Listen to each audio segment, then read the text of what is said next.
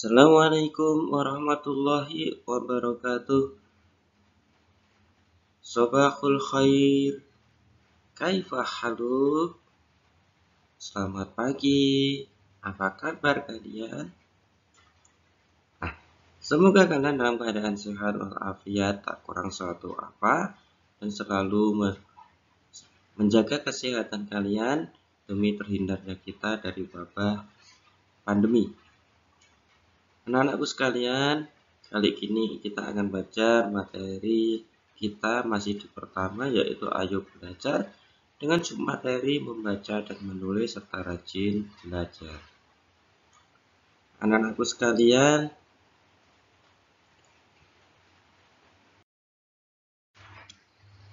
bahwa manusia adalah makhluk yang paling sempurna.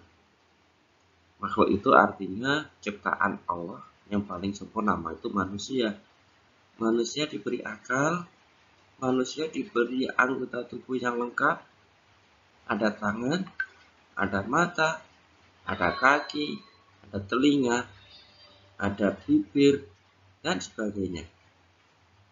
Nah, dengan mata dan tangan, manusia bisa berbuat apa saja, termasuk untuk membaca dan menulis. Perlu kalian ketahui bahwa membaca itu kalau mau bagi kita ada dua hal, yaitu membaca tulisan dan membaca ayat-ayat Allah. Dalam Al-Quran itu kita harus baca, alam semesta ini harus kita baca, dan sebagainya. Nah, bagi kalian di kelas 1, perintah untuk membaca dan menulis ini bisa kita artikan kita membaca sebuah tulisan dan menulis sebuah tulisan. Nah, coba sekarang kita perhatikan gambar berikut ini. Ada anak-anak yang sedang bersekolah. Kita pun sekarang sedang bersekolah. Meskipun cara kita bersekolah sekarang ini dengan cara jarak jauh, tapi semangat belajar harus tetap kita kedepankan. Mereka belajar membaca karena merasa kelas 1 dan belum begitu lancar dalam membaca, maka membaca itu sesuatu yang sangat penting.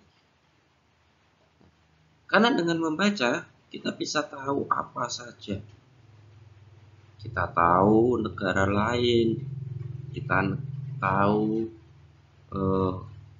peristiwa yang terjadi dengan cara membaca. Kemudian kita juga harus selalu belajar menulis. Jangan bosan-bosannya untuk selalu belajar menulis. Karena ilmu itu diikat dengan tulisan. Ingat bahwa ilmu itu diikat dengan tulisan. Maka kita harus pandai menulis. Membaca dan menulis itu merupakan perintah Allah yang ada di dalam Al-Quran.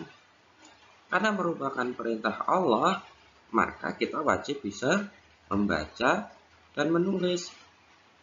Dalam Quran surat Al-Alaq ayat 1-5, di sana diperintahkan kita untuk membaca. Bahkan Nabi kita Muhammad SAW, perintah yang pertama yang diberikan atau wahyu yang pertama diberikan adalah perintah untuk membaca dan menulis. Bismillahirrahmanirrahim. Iqra bismi rabbikal ladzi khalaq. Khalaqal insana min 'alaq. Iqra rabbukal akram. Alladzi 'allama bil qalam. 'Allamal insana ma lam ya'lam. Yang artinya, bacalah dengan menyebut nama Tuhanmu yang menciptakan, atau dengan nama Robmu yang menciptakan. Rob itu sama dengan Tuhan, ya. Berarti ayat yang pertama saja sudah memerintahkan kita untuk belajar membaca. Lanjut dengan ayat berikutnya. Khalaqal insana min 'alaq. Ayat yang kedua, dia telah menciptakan manusia dengan segumpal darah. Ayat yang ketiga, Iqra wa rabbukal akram. Bacalah dan Rabbmu yang paling pemurah. Ayat yang keempat, Alladzi 'allama bil qalam, yang mengajar manusia dengan perantaraan kalam. Ayat yang kelima, Alamal insana ma lam ya'lam, yang mengajar manusia apa yang tidak diketahui. Sehingga dalam belajar membaca dan menulis, kita sudah jelas di perintah Allah di surat Al-Alaq itu ayat 1, ayat 3, ayat 4 itu adalah perintah untuk membaca dan menulis. Kemudian coba kita perhatikan satu ayat berikut. Ini adalah salah satu dari surat Al-Fatihah. Siapa yang sudah bisa membaca? Bagaimana itu bacaannya? Iyyaka na'budu wa iyyaka nasta'in. Nah, itu kalau kita sudah mampu membaca secara lancar, itu akan mudah membaca ayat itu. Ini sebagai contoh saja bahwa membaca dan menulis itu adalah penting. Nah, anak-anak sekalian, sebagai contoh membaca dan menulis, ayat ini bisa kita uraikan bahwa ada beberapa huruf. Huruf apa saja anak-anak? Ya. Iyyaka na'budu wa iyyaka nasta'in. Ada huruf alif, iya, kaf. Kalimat iyyaka itu berarti ada 4 huruf. Alif, ya, alif, kaf. Kemudian na'budu, ada huruf nun, ain, ba, dal. Nah, menjadi na'budu. Kemudian wawu, sin, ta,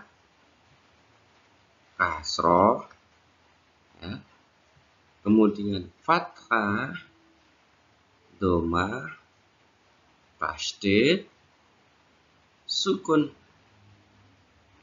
Nah, huruf yang ketiga atau baris yang ketiga, wa iyyaka, di situ ada huruf wawu, alif, ya, alif, kaf. Kemudian di kata nasta'in, di situ ada huruf nun, sin, ta, ain, ya, dan nun. Nah, itu huruf-hurufnya.